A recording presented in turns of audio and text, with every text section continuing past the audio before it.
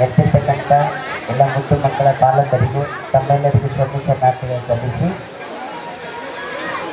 ಸಮಯ ಭಾಳ ಆಗಿರೋ ಕಾರಣಕ್ಕಾಗಿ ಯಾವ ವಿಷಯನ ಹೇಳಬೇಕು ಅನ್ನೋಕ್ಕಿಂತಲೂ ತಮಗೆ ಮುಖ್ಯವಾಗಿ ಹೇಳಬೇಕಾಗಿರುವಂಥ ವಿಷಯ ಏನು ಅಂದರೆ, ಇವತ್ತು ನಡೆಯುವಂಥ ಈ ವಾರ್ಷಿಕ ಕಾರ್ಯಕ್ರಮದಲ್ಲಿ ಭಾಗಿಯಾಗಿದ್ದಲ್ಲದೆ ನಿಮ್ಮ ಮಕ್ಕಳಲ್ಲಿರುವಂಥ ಪ್ರತಿಭೆಯನ್ನು ತಾವು ಗುರುತಿಸ್ಕೊಂಡಿದ್ದೀರಿ.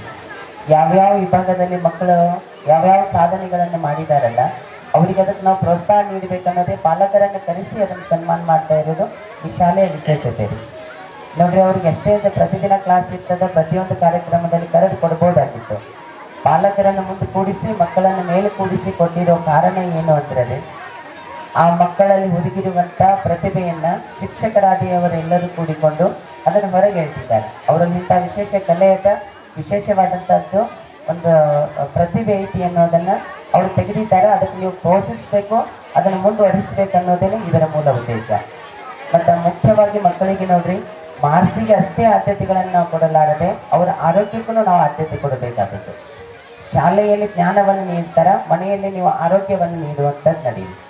ಈಗ ನಾವೆಲ್ಲ ಏನು ಮಾಡಿದ್ದೀವಿ ಅಂದ್ರೆ, ದಿನಗತಿಸಿದಂತೆ ಅವಸರದಲ್ಲಿ ವಿಚಾರ ಮಾಡ್ತೀವೋ ಏನೋ ಗೊತ್ತಿಲ್ಲ, ಈ ಜಂಕ್ ಫುಡ್ ಅಂತ ಏನು ಬಂದದಲ್ಲ ರೀ, ಆ ಜಂಕ್ ಫುಡ್ಡನ್ನು ಮಕ್ಕಳಿಗೆ ಕೊಡೋದ್ರಿಂದಾಗಿಯೇ ಆ ಮಕ್ಕಳ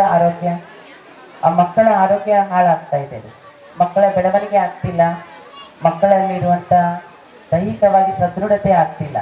ಅದಕ್ಕಾಗಿ ಎಲ್ಲ ಪಾಲಕರಲ್ಲಿ ಮನವಿ ಮಾಡಿಕೊಳ್ಳೋದು ಏನು ಅಂದರೆ, ಮಕ್ಕಳಿಗಾಗಿಯೇ ನಾವು ಬದುಕು ಮಾಡ್ತಾ ಇದ್ದೀವಿ, ಮಕ್ಕಳೇ ನಮ್ಮ ಬದುಕಿನ ಮೂಲ ಆಸ್ತಿ ಅಂತ ನಾವು ತಿಳ್ಕೊಂಡಿರ್ತೀವಿ. ಬೆಳ್ಳಿ ಬಂಗಾರಕ್ಕಿಂತಲೂ ಅಮೂಲ್ಯವಾದಂಥ ಸಂಪತ್ತು ಯಾವುದು ಅಂದರೆ ಆರೋಗ್ಯ. ಅದಕ್ಕಾಗಿ ಮಕ್ಕಳ ಆರೋಗ್ಯದ ಕಡೆಗೆ ತಾವು ಆದ್ಯತೆಯನ್ನು ಕೊಡ್ರಿ.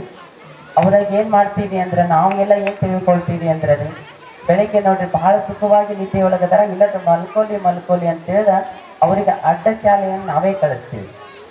ಪಾಲಕರಾದವ್ರು ನೋಡ್ರಿ, ಮಕ್ಕಳಿಗೆ ಸುಖವನ್ನು ಕೊಡೋದ್ರ ಜೊತೆಗೇನೋ ಅದ್ರ ಜೊತೆಗೆ ಅವರಿಗೆ ಬೇಕಾಗಿರುವಂಥ ಬೇಸಿಕ್ ಆಗಿರುವಂಥ ಸಂಸ್ಕಾರವನ್ನು ಮನೆಯಿಂದಲೇ ಪ್ರಾರಂಭ ಮಾಡಬೇಕು. ಅದಕ್ಕೆ ಎಲ್ಲ ಪಾಲಕರಲ್ಲಿ ಭಿನ್ನ ಮತ್ತು ಮನವಿ ಏನು ಅಂದ್ರೆ, ಮಕ್ಕಳಿಗೆ ಒಳ್ಳೆಯ ಆಹಾರ ಕೊಡ್ರಿ, ಒಳ್ಳೆಯ ಸಂಸ್ಕಾರ ಕೊಡ್ರಿ. ಮತ್ತು ನೋಡ್ರಿ, ಮಕ್ಕಳಿಗೆ ಒತ್ತಡ ಹೇರಕ್ಕೆ ಹೋಗ್ಬೇಡ್ರಿ. ಯಾವುದೇ ಕಾರಣಕ್ಕಾದರೂ ಮಕ್ಕಳಿಗೆ ನೀವು ಇದನ್ನೇ ಮಾಡಬೇಕು, ಹಿಂಗೆ ಮಾಡಬೇಕು ಅನ್ನೋಂಥದ್ದಲ್ಲ.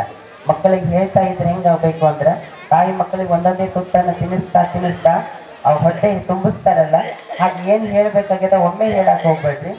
ನಿಧಾನಗತಿ ಒಳಗೆ ಹೇಳ್ತಾ ಬಂದ್ರಿ ಅಂದ್ರೆ ಮಕ್ಕಳ ಅಭಿವೃದ್ಧಿ ಆಗ್ತಾ ಹೋಗ್ತದ ಅನ್ನೋಂಥ ವಿಷಯನ ತಮ್ಮಲ್ಲಿ ಹೇಳ್ತಾ, ಈ ಶಾಲೆ ನೋಡ್ರಿ ವರ್ಷದಿಂದ ವರ್ಷಕ್ಕೆ ಮಕ್ಕಳ ಸಂಖ್ಯೆನೂ ಹೆಚ್ಚಾಗ್ತಿರೋದಕ್ಕೆ ಕಾರಣ ಏನು ಅಂದ್ರೆ, ಇಲ್ಲಿ ಕೊಡ್ತಾ ಇರುವಂಥ ಕ್ವಾಲಿಟಿ ಶಿಕ್ಷಣ ಮತ್ತು ಅವ್ರು ತಗೊಳ್ತಿರುವಂಥ ಕಾಳಜಿ.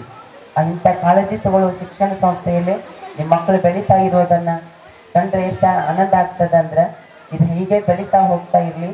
ಈ ಸಂಸ್ಥೆಯಲ್ಲಿರುವಂಥ ಶಿಕ್ಷಕ ಬಳಗದವರು ಮತ್ತು ಇದರ ಮುಖ್ಯಸ್ಥ ಸ್ಥಾನವನ್ನು ಸ್ಥಾಪಿಸಿರುವಂಥ ತಾಯಂದಿರು, ಅವ್ರ ಪ್ರೀತಿ ಪ್ರೇಮವೇ ಇದಿನ್ನೂ ಬೆಳೆಯೋದಕ್ಕೆ ಸ್ಫೂರ್ತಿ ಆಗ್ತಾ ಇದೆ. ಹಾಗೆ ವರ್ಷದಿಂದ ವರ್ಷಕ್ಕೆ ಈ ಸಂಸ್ಥೆ ಬೆಳೆದು ನಾಡಿಗೆ ದೇಶಕ್ಕೆ ತನ್ನದೇ ಆದಂಥ ಮಹತ್ವವಾದಂಥ ಸ್ಥಾನಮಾನವನ್ನು ಕೊಡಲಿ ಅಂತ ಆಶಿಸ್ತಾ ಮಾತನಾಡೋಕ್ಕೆ ಅವಕಾಶ ಕೊಟ್ಟ ತಮ್ಮೆಲ್ಲರಿಗೂ ಶರಣಾರ್ಥಿಗಳು.